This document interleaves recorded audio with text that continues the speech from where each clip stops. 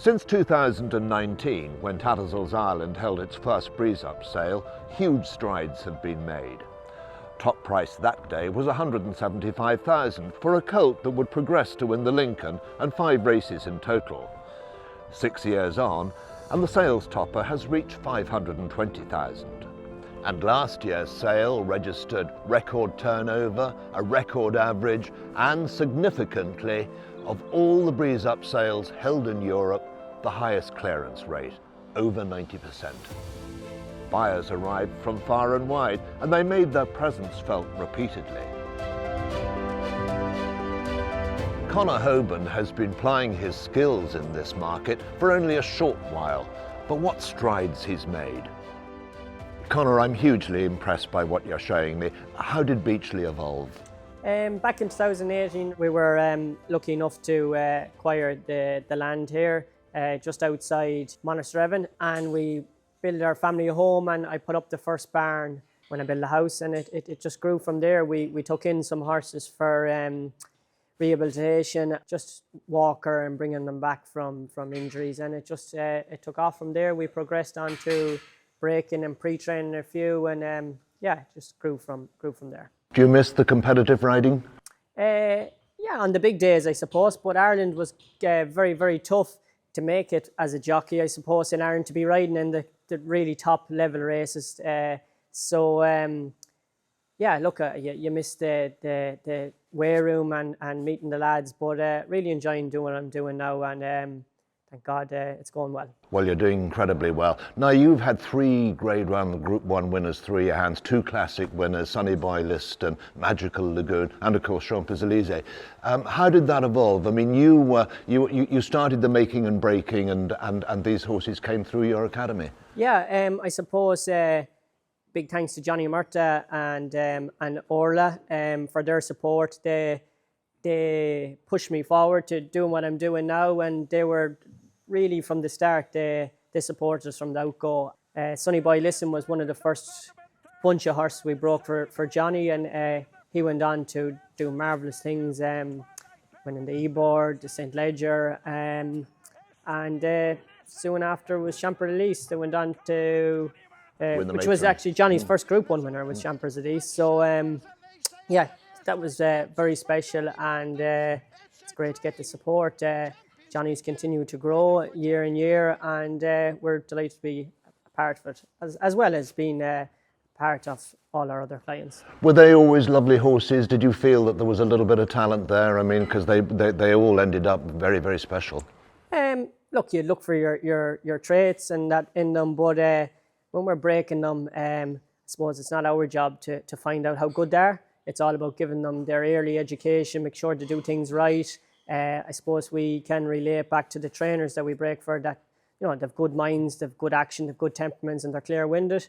And once we have them riding as well as we can, and as much education into them as possible, then they'll go back to the trainers, up to the trainers to find out a little bit more. And did the making and breaking just morph into the breeze-up sales preparation, and you getting personally involved? Yeah, I suppose it filled a void. Our busiest time of year is from August to January, breaking horses, and then I suppose the pre-training went alongside the breeze-ups, and it was something I wanted to get involved to do. I felt it was a huge challenge, and I really liked the idea of it, and we dipped into it about 3 years ago now, and each year it's grown and we're enjoying it. I want to take you back 12 months now, because your Earthlight colt, 300,000 at Fairyhouse. I mean, what a lovely colt, but you were very, very pleased. Yeah, delighted, Robert. He was a lovely individual, and fair play to Tattersalls Ireland.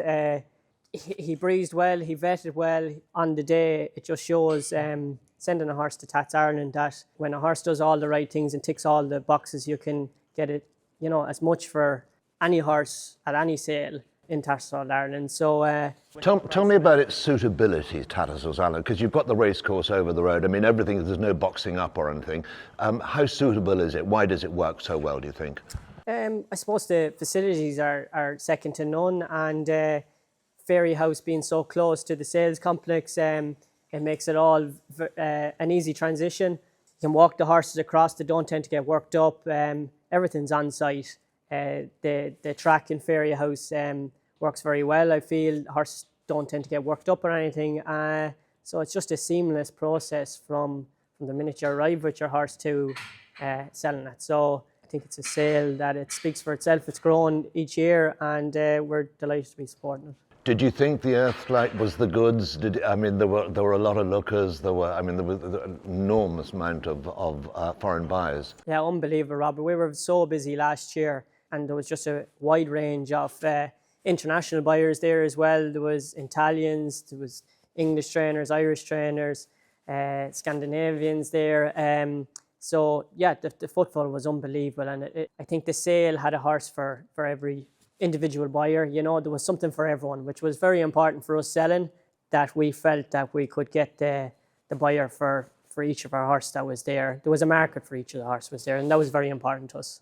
Well, we're 3 months off Fairyhouse now. What stage are the horses at? They're just starting to do a little bit more, so they're obviously broken from the time they came from the sales and had little breaks, and they did, December and January, they did slow, steady cantering to get a base into them. So they're just starting to do a little bit more, and we're starting to finalise plans for them. Tell me about some of them. You've got a lovely Starman filly, for instance. Yeah, she's a lovely filly. She was bought in the September Tattersalls. First Starman we have to breeze, and you'd be delighted with them. They have seem to have great minds. All they want to do is please. Yeah, she's nice action, clear-winded, and she's finding her work very, very easy. So we're looking forward to upping her work a little bit at the moment, because what she's doing now is she's finding it pretty easy. But it's a filly we look forward to breeze.